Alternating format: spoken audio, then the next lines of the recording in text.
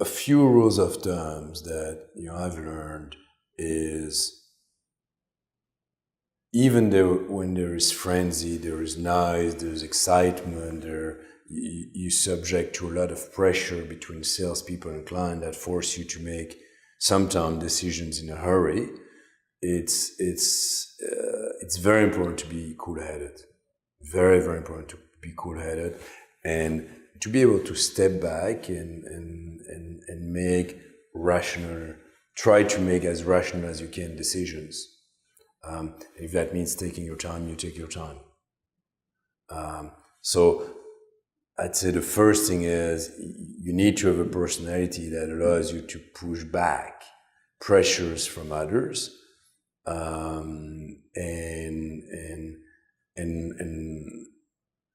and try to shut yourself from the noise about the downside if something goes wrong, the noise about your boss, your clients, your salespeople, your co-workers, and sort of try to shut yourself from all of that noise and look at the transaction and whether it makes sense or not. And sometimes you need to make that decision in a hurry.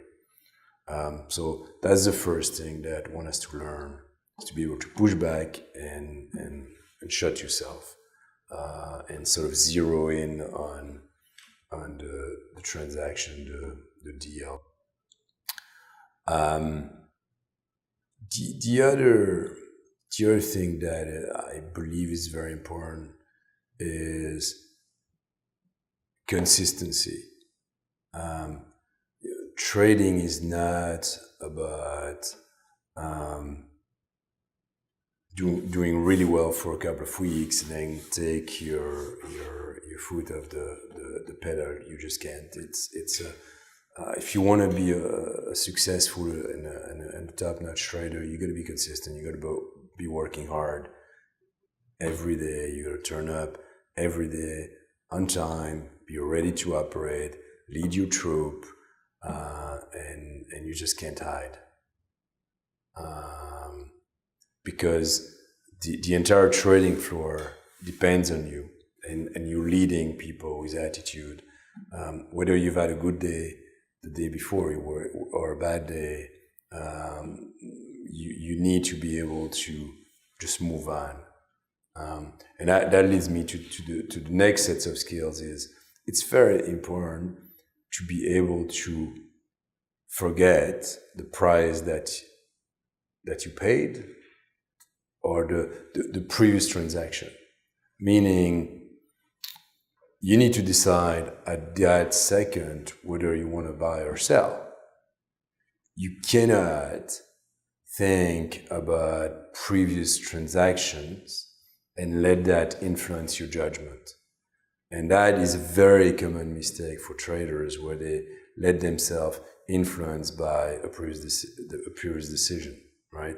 And I'll use a sport analogy because I really like that analogy.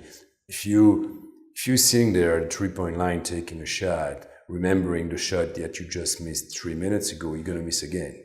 So you gotta sit at the line, and completely forget about the mistake and be convinced that you're gonna make that next shot, right? Otherwise, you're gonna miss.